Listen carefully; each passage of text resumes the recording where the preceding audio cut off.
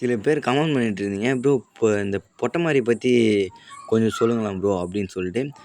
தெளிவா இந்த வீடியோல சொல்றேன். இதுக்குன்னே போயிட்டு அண்ணன்கிட்ட பொட்டமாரி சேவல் எடுத்துன்னு வந்து வீடியோ போடுறேன். இது ப்ரீடிங்லாம் இல்ல. இது வந்து பட்டா தான். திண்டுலாம் அவ்வளோ வந்திருக்காது. ஒரு பொட்டு திண்டு தான் அதுக்கு இருக்கும். பார்க்க நல்லா பாடி எப்படி இருக்குங்க. ஆனா சுக்கா கண்டிஷன். தூக்கி பார்த்தா ஒரு 1/2 கிலோ தான் வரும். அவ்வளோ சைஸுக்கு தான் இருக்கும். நானே என்னடா இப்படி இருக்கே பயங்கரமான்னு சொல்லிட்டு போய் தூக்குனா ஒரு 1/2 கிலோ சைஸுக்கு தான் இருக்குது. இப்போ இது ஃபீமேல் அது கூட மேயுது. பட் ப்ரீடிங் ஆகாது. நான் ப்ரீடிங் சேவல் எடுத்துன்னு வந்துடுவேன். ஏன்னா ஃபீமேலே சேகரிக்கிற மாதிரி இருக்குது. இன்னைக்கு இது வீடியோ எடுக்கிறதுக்கோசரம் இது விட்டு வச்சு வீடியோ எடுக்கிறேன் அவ்வளோதான். ஃபர்ஸ்ட் ஆஃப் ஆல் பார்த்தீங்கன்னா, பொட்டமாரிங்க 2 ஸ்டைல் தான் அது ஹேண்டில் பண்ணும். நல்ல நல்ல குணம் கொண்டது.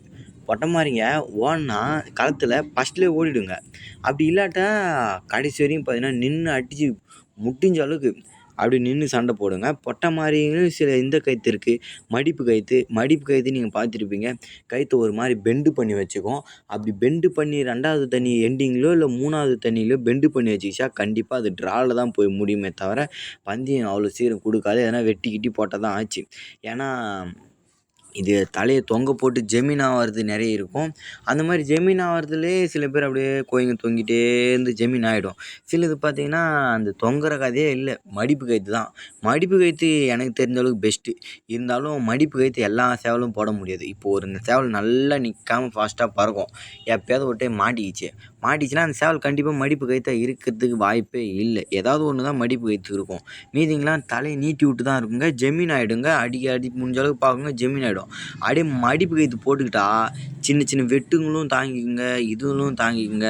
அப்படியே அது மண்ணுரும். டெஃபினெட்லி 2வது தண்ணி எண்டிங்கில் இல்லை 3வது தண்ணியில் போயிட்டு கீகைக்கு போயிடுச்சுன்னா, கயிற்று மடிப்பு கயிறு போச்சுன்னா அவ்வளோ சீக்கிரம் அடிக்க முடியாது. அது மடிப்பு கயிற்றுலேயே இருக்கும். மடிப்பு கயிற்று போட்டுச்சா அட்றான்னு அடிச்சுக்கிட்டே இருக்க வேண்டியது தான். டப்புன்னு பார்த்தீங்கன்னா கொடுக்காது. பொட்டமாரிங்களில் இந்த மாதிரி நான் நிறைய பார்த்தீங்கன்னா பார்த்துருக்கேன். பொட்டமாரிங்க நான் பார்த்த வரையும் என்னென்னா, இப்போ கழுத்தில் பார்த்துட்ருப்பேன். அந்த மாதிரி தான் சில பேரில் ஏதோ ஒருத்தர் கேட்டாருன்னு நினைக்கிறேன், ப்ரோ நீ ஃபஸ்ட்டு கழுத்துக்கு போய்க்கிறேன்னு. அடப்பாவிங்களா, இதெல்லாமாடா கேள்வி. சொன்னேன்னா பிடிச்சதா பார்த்துட்டு போங்க. இல்லைனா விருப்பம் இல்லைன்னா எதனா கம்முன்னு விட்டு போவாங்க. அதை விட்டுட்டு என்ன ப்ரோ நீ களத்துக்கு போயிருக்கியா இதுக்கு போயிருக்கியான்னு கேட்டு கமெண்ட் பண்ணியிருக்காரு. அவரு என்னான்னு தெரியல. அவருக்கு என்ன கோவம் நம்ம மேலே, அதை விட்டு தள்ளுங்க. அதுக்கப்புறம் பார்த்தீங்கன்னா களத்தில் பார்த்த வரையும் பார்த்தீங்கன்னா நான் வந்து அதிகமாக இந்த களம் வந்து பெருசாக லாங்கில் அந்த மாதிரிலாம் இல்லை. இந்த இது தெரியும் மடப்பட்டு தெரியுங்களா, மடப்பட்டு களம், அப்புறம் இந்த மூங்கில் துறைப்பட்டு களம், அப்புறம் எங்கள் இதில் சரௌண்டிங்லேயே எங்கள் பக்கத்தில் சின்ன சின்ன ஊருங்கலாம் நிறைய திருக்கோளூர் சரௌண்டிங்லேயே நிறைய களம் நடக்கும். நான் இந்த பெரிய களம்னு பார்த்தா மடப்பட்டு, மூங்கில் துறைப்பட்டு இங்கே பார்த்தீங்கன்னா கொஞ்சம் போயிருக்கோம் அவ்வளோதான். ஏன்னா கரெக்டாக நமக்கு சண்டையெல்லாம் கிடச்சிக்கும். நமக்கும் அவ்வளோதான் லாங்குக்குள்ளே கொஞ்சம் கரெக்டாக இருக்கும் பெனிஃபிட் அவ்வளோதான் நம்மளே. அந்த மாதிரி பார்த்தீங்கன்னா இந்த பொட்டமாரியில் 2 நிமிஷம் 3 நிமிஷத்துல அடியே வாங்காதுங்க. இப்படின்னா மனசு குணம் ஒரு மாதிரி இருக்கும். 2, 3 இப்படி தான் கால் பறக்கும். இப்படின்னு ஓடிடும். அப்படி நின்றுச்சு தாங்க. நல்லா நின்று பார்த்தீங்கன்னா அடித்து தள்ளிடும். இப்போ இது சண்டை எனக்கு தெரியாது. இந்த பட்டமாரி சண்டை எனக்கு இன்னும் தெரியாது. ஏன்னா இது இன்னும் டப்பிங்கே பார்க்கல. சுக்கா அடித்து வந்திருக்கேன். இதுக்கப்புறம் இது நல்ல தீனி பார்த்தீங்கன்னா ஃபுட்டு கொடுத்து அதுக்கப்புறம் தீனி ஏற்றி தான் பார்த்தீங்கன்னா டப்பிங் பார்க்கணும். பொட்டமாரிக்கு இதுதான் சிறப்பு. நல்லா பொட்டமாரியில் பார்த்தீங்கன்னா நிறைய சிலது மட்டும்தான் உடம்பு பிடிக்காதுங்க. மீதி முக்கால்வாசிலுமே பார்த்தீங்கன்னா நல்லா பாடி போட்டிருக்கும். டபுள் பூட்டு ட்ரிபிள் பூட்டில் தான் இருக்கும். ஏதாவது ஒன்று மட்டும் தான் சிங்கிள் பூட்டில் இருக்கும். மற்றது எல்லாமே ட்ரிபிள் பூட்டில் இல்லை டபுள் பூட்டில் நல்லாவா இருக்கும். அதுவும் இல்லாமல் முகம் சுத்தமாக இருக்கும். பளிச்சுன்னு இருக்கும். அதில் எப்படி வேணாலும் நம்ம ப்ரீடிங் பண்ணி எடுத்துக்கலாம்.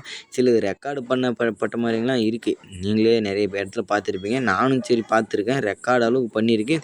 சிலது ஒன்றுமே பண்ணாமல் கிளம்பி இருக்குது. இந்த டபுள் பாடி ட்ரிபிள் பூட்டுறதுலாம் அடி ஒன்று வெயிட்டாக அடித்து காட்டும்.